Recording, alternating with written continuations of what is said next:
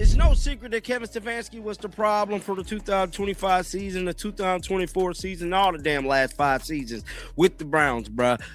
But I'm here to tell you, they got rid of him. If you didn't know, I'm pretty sure a lot of y'all do.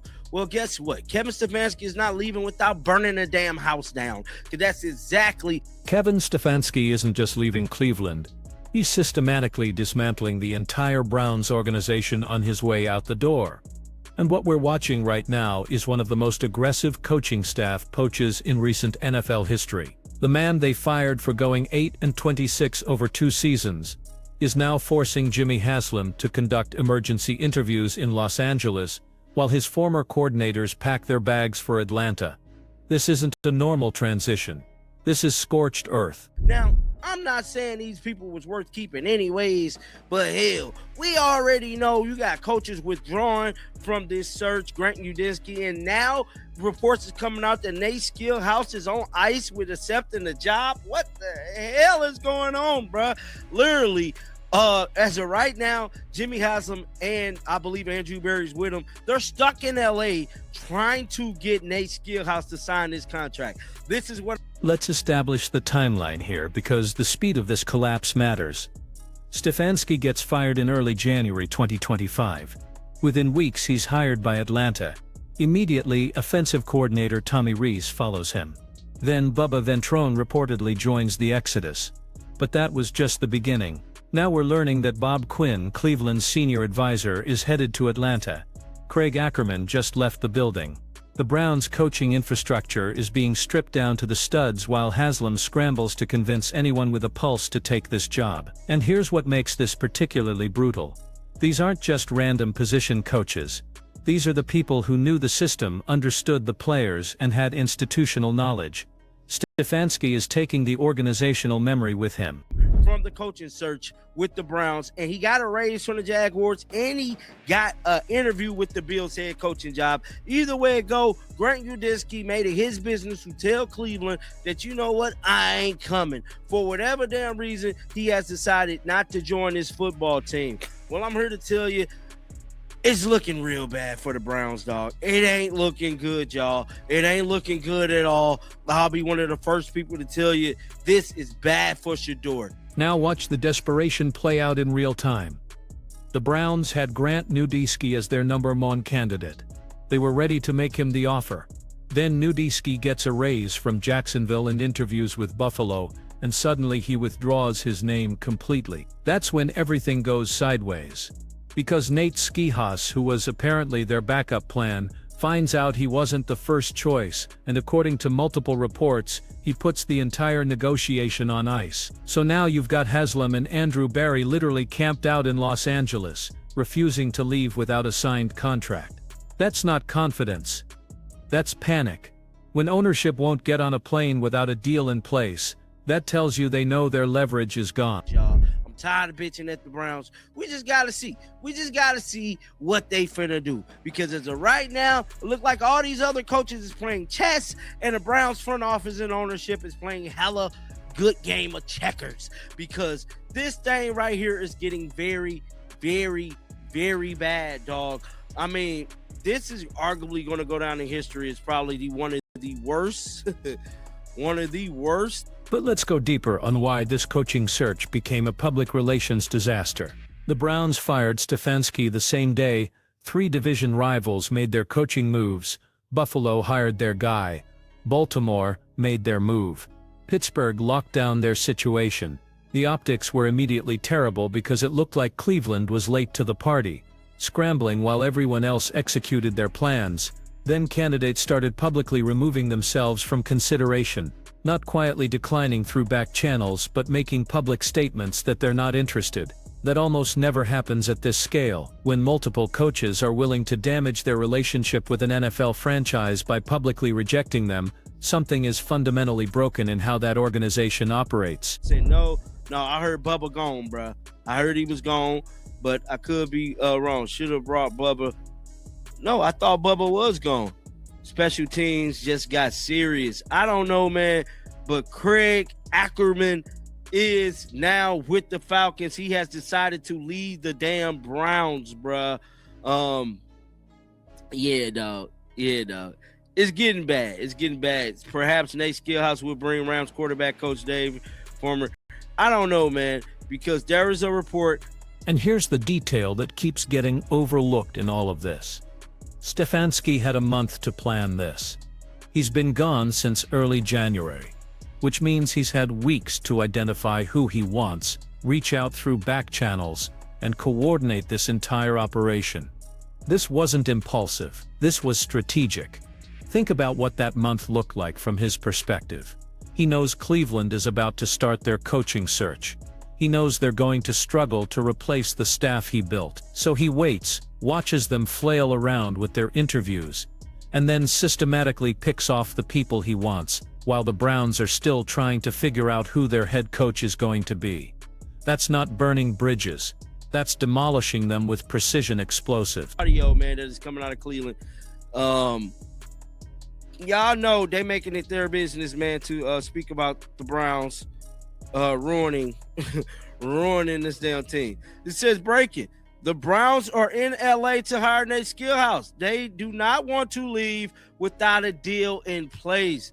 Udinski backed out once he caught wind, and he wasn't their first choice. So Nate Skillhouse is really, the ball is in his court, bro.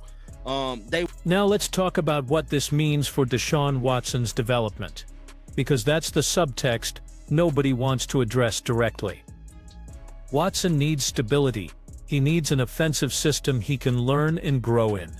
He needs coaching continuity after years of chaos. Instead, he's about to get his third or fourth offensive coordinator in as many seasons, working under a head coach who wasn't the organization's first choice, implementing a system that will take months to install. The radio hosts in that clip are trying to sugarcoat it, talking about how maybe fans will come around on Skillhouse. But listen to what they're actually saying between the lines. They know this is a disaster. They know it looks like process of elimination. They know the new coach is starting behind the 8 ball with the fan base before he even signs the contract. That's not a recipe for success. That's a recipe for another rebuild in 2 years. Now, he want all the smoke. He taking everybody. He's trying to turn this whole thing upside down, bruh. Upside down, bruh. Now let's listen to 92 The Fan, man, because they dropped a bunch of gems this morning. Let's listen. And it's going to feel like it's process of elimination. Does it not? It does. Here's what the media coverage reveals about how bad this has gotten. Local Cleveland sports radio is openly discussing whether the Browns organization mishandled relationships with coaching candidates and their agents. They're speculating that someone in the front office might have rubbed people the wrong way during the interview process. When your own local media is questioning your professionalism in conducting a coaching search, you've lost control of the narrative. And notice how they phrase it: I wonder if they strung along candidates or rubbed the agents the wrong way throughout the process. That's not baseless speculation. That's reporters who have sources inside these conversations choosing their words carefully because they can't say what they actually know. The implication is clear.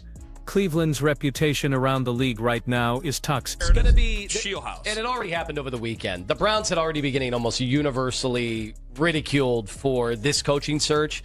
It didn't help, as we said, by the fact that, hey, the day they fired Stefanski, it's like, all right, here's our competition, and then boom, Buffalo, boom, Baltimore, boom, Pittsburgh. Like, that obviously did not help, despite what I say about Pittsburgh's situation, which I don't necessarily think is better than ours. Given all of that, they were going to get blasted either way, and I do wonder.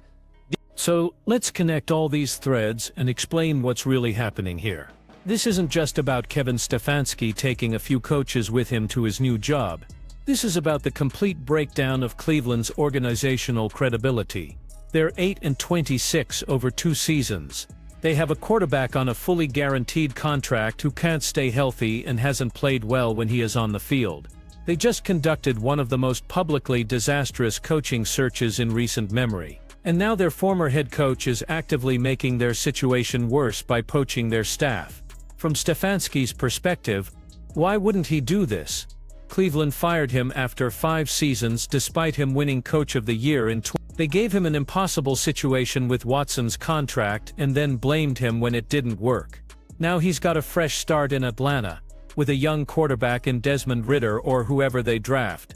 A clean slate and the opportunity to build his staff exactly how he wants it. Taking Cleveland's coaches isn't just about getting good assistants, it's about sending a message. You made your choice, now live with the consequences. 2 years, again, you don't get the benefit of the doubt. But I wonder if they strung along candidates or rubbed the agents the wrong way throughout the process. In the end, it's not going to matter. They're going to hire one of the young guys that they were always going to hire, most likely. So that was 92 the fan, man. As y'all can see, they're trying to sugarcoat everything. It is what it is, man. The damage is on the wall. The writing is on the wall. The Browns is in some heap of trouble, dog. And Kevin Stefanski gonna make it his business to dismantle the whole damn staff. Get down in the comment section. Let me know y'all thoughts about this. Keep them bells on. I will be back with more videos. And until next time, man, shake the damn haters off. I'm out of here, bro. But here's what makes this particularly fascinating from a league-wide perspective. This is going to change how teams handle coaching transitions going forward, because what Stefanski is doing isn't technically against any rules.